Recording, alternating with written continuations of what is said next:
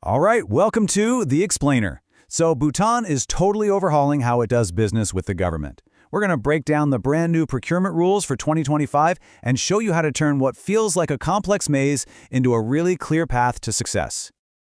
For any business, this is the big question, right? Is landing a government contract a golden opportunity, or is it a risky trap? And look, the answer usually comes down to knowing the rules of the game. And that's exactly what this new PRR 2025 is for. It's meant to be your map to help you avoid those traps and, find the prize. So let's dive in. The map we're talking about is the new Procurement Rules and Regulations 2025, and it kicks in on July 1st. Let's get right to its core purpose. Okay, so what's the big idea here? At its heart, this whole new framework is really about one thing: creating a level playing field. It's about making sure the process is fair for everyone, that the government gets real value for its money, and crucially, that the whole system is protected from risks like fraud and corruption. So that's the why. But what does this path actually look like in practice? Let's break down the official timelines and the key stages you need to know. Now this is really interesting. The new rules set up two key clocks that you absolutely have to watch. First, for those long-term framework contracts, they run on an October to September cycle.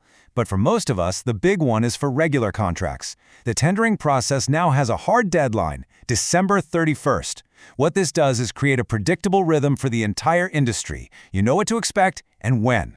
And no matter what you're bidding on, every single project follows these four key stages. We're talking planning, bidding, evaluation and award, and then contract management.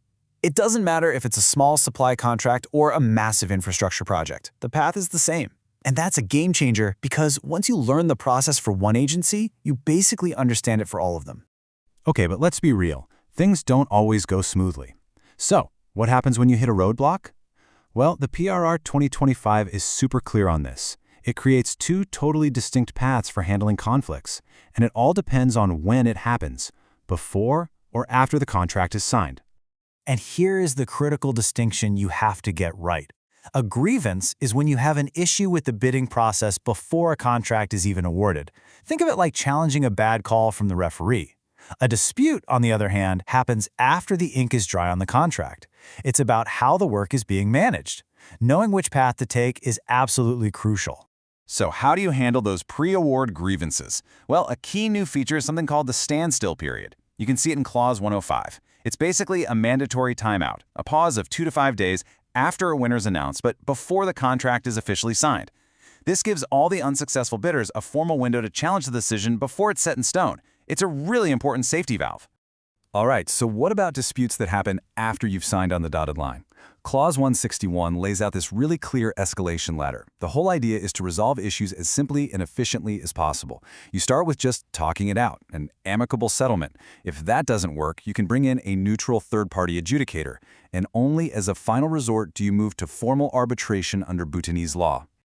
Now let's talk about the emergency exit, which is contract termination. What happens when a project just isn't working out and has to end early?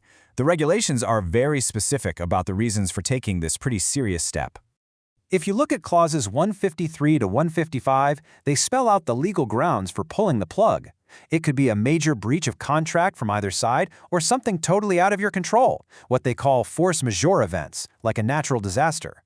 The government can also terminate a contract for its own convenience, and for construction projects, something as simple as failing to meet key milestones can be enough to trigger termination. Okay, but let's get to the question everyone's asking. What about the money?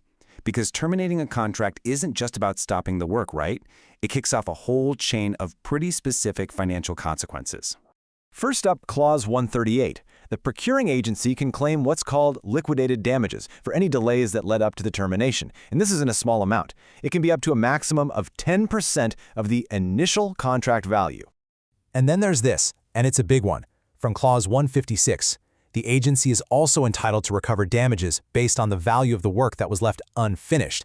Now, this is typically calculated at 20% of the value of that uncompleted portion. That can be a substantial amount of money. So where does all this money come from? Clause 159 makes it crystal clear. That performance security you handed over at the very beginning of the project, it's now at risk. The agency has the right to cash it in to cover all of these damages and any other costs. So yeah, the stakes are high. Phew. Okay, so we've walked through the cycles, the disputes, and the very real risks. So what are the key takeaways?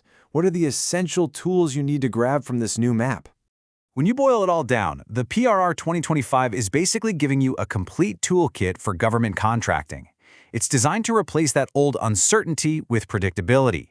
You get clear timelines, you get formal ways to handle grievances and disputes, and the financial risks are laid out in black and white right from the start.